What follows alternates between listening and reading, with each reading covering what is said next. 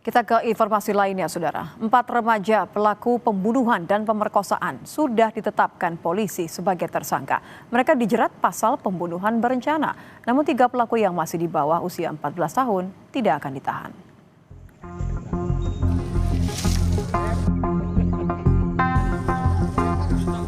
Keempat remaja pelaku pembunuhan disertai pemerkosaan terhadap siswi SMP di Palembang, Sumatera Selatan sudah ditetapkan polisi sebagai tersangka pembunuhan. Dari hasil pemeriksaan polisi, terungkap motif dari pembunuhan tersebut lantaran pelaku yang berusia 17 tahun sakit hati dengan korban yang menolak cintanya. Pelaku utama terancam hukuman pidana maksimal 15 tahun penjara, sementara 3 pelaku lain tidak ditahan karena masih di bawah umur. 3 anak tersangka yang notabene di bawah 14 tahun tentunya tidak dapat kami lakukan penahanan di rutan kepolisian.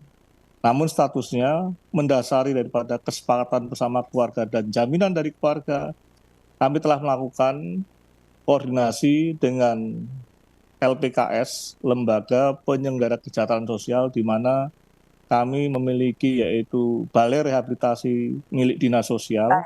Kami menitipkan ke 3 orang, yaitu Saudara MZ, Saudara NS, dan Saudara AS yang notabene usianya di bawah 14 tahun.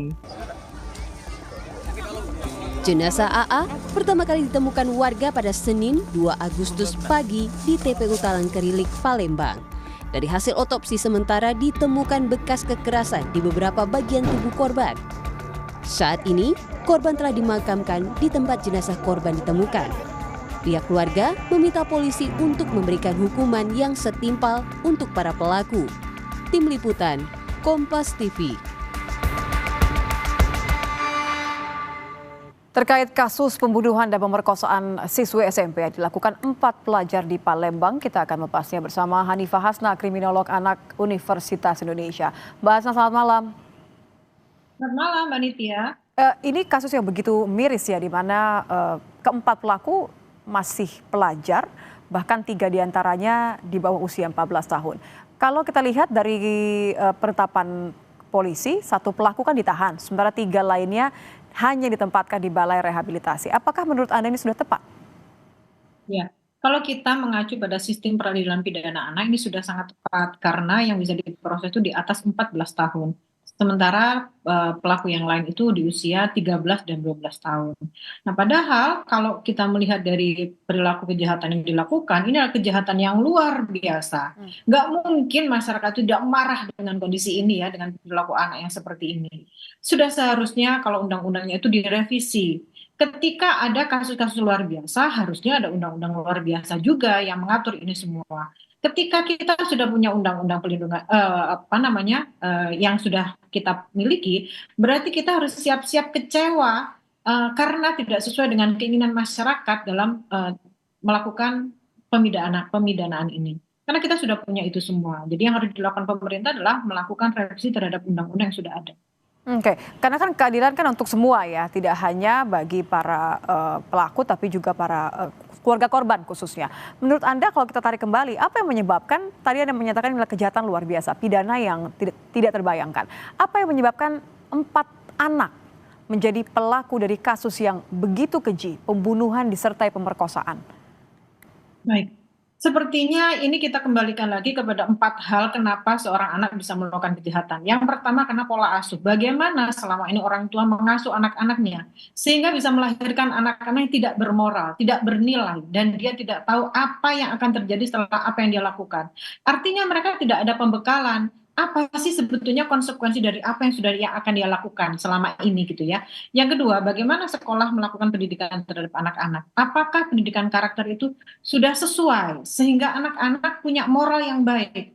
Sementara ini beberapa mata pelajaran sudah dihilangkan yang membuat anak-anak kehilangan arah, kehilangan kendali, tidak tahu apa yang harus dia lakukan dan lepas kontrol. Yang keempat adalah peer group, yang ketiga adalah peer groupnya. Bagaimana mereka itu bergaul dengan teman-temannya? Apakah selama ini mereka sudah mendapatkan teman yang baik? Terus kemudian yang terakhir adalah bagaimana mereka itu mengkonsumsi media.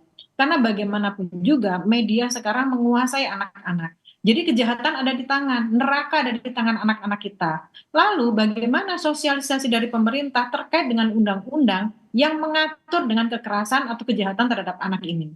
Karena ini adalah sebagai pedoman anak agar mereka memiliki konsekuensi, tahu konsekuensi apa yang akan terjadi ketika dia melakukan kejahatan. Mhm. Inilah yang seharusnya kita ketahui. Dan kita ketahui pula bahwa keempat anak ini mereka sudah terbiasa mengkonsumsi pornografi. Pornografi ini sangat-sangat merusak anak karena otak mereka belum jadi, tapi sudah terlanjur mereka mengkonsumsi sehingga mereka punya keinginan lebih.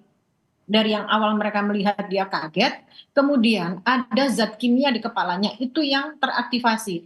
Lalu kenaikan konten. Setelah kenaikan konten, dia akan melakukan acting out. Artinya mereka akan melakukan kejahatan dan tindak kriminal. Karena mereka perlu pemuasan. Nah ini harus kita kontrol gitu ya. Nah setelah kita melalui masa pandemi, anak-anak sudah tidak terkontrol lagi dalam menggunakan media yang dia konsumsi ya, penggunaan internet dan lain-lain. Ini yang harus kita waspadai. Oke, bicara aksi artinya ya, kan ini selain terlibat dalam kasus yang begitu keji, tapi setelah kejadian ini satu pelaku utama ikut melayat ke rumah duka. Sementara ketiga pelaku ini hadir ketika polisi olah TKP dan bertindak seakan-akan memang mereka tidak mengetahui apapun. Apa yang menyebabkan perilaku-perilaku seperti ini, Mbak Hasna? Ketidakpahaman dari mereka itu sebetulnya kalau secara naluri mereka paham ya bahwa ini adalah perbuatan salah gitu ya. Tapi berapa persen pemahamannya itu kita tidak tahu gitu. Karena selama ini yang dia lakukan adalah apa yang aku inginkan harus segera dilakukan. Jadi proses jadi dari emosi, aksi, pikirnya itu sedang terjadi, bukan emosi, pikir, aksi. Jadi apa yang dia lakukan itu adalah hasil dari emosi yang ada dalam kepalanya. Sehingga mereka tidak mempedulikan. Ketika nanti aku melayat, apakah nanti orang akan curiga? Yang mereka melakukan apa yang ada di kepalanya saja, karena dia tidak tahu apa respon dari masyarakat dan konsekuensi yang ada di masyarakat itu. Tentu Tapi harap anak-anak ini adalah anak-anak yang bisa berperan baik sekali ya, karena seharusnya anak usia segitu mereka merasakan ketakutan yang luar biasa, kesalahan yang luar biasa. Makanya saya sebut ini adalah tsunami moral. Ini ada kegagalan pengasuhan, baik oleh orang tua maupun sekolah, maupun pemerintah gitu ya, sehingga menghasilkan anak-anak yang seperti ini.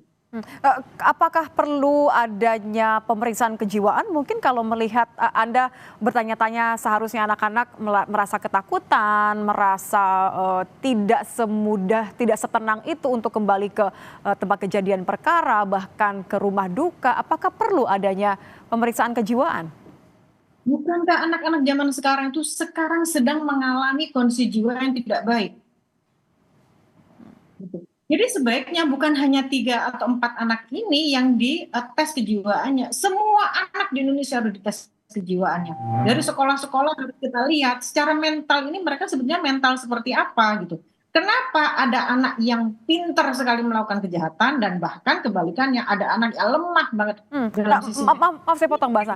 Ketika Anda mengatakan bahwa pintar sekali melakukan kejahatan itu karena mereka melakukan perencanaan terus kemudian tidak seperti tidak mengetahui konsekuensinya begitu? Ya, betul sekali. Karena begini Mbak, sebetulnya kejahatan itu dipelajari oleh siapapun, termasuk anak-anak. Nah, masalahnya anak-anak ini mempelajarinya itu hanya sepotong. Oh, ternyata kalau aku melihat pornografi, hasilnya aku harus acting out, harus melakukan kepada seseorang, aku harus mencari siapa korbannya.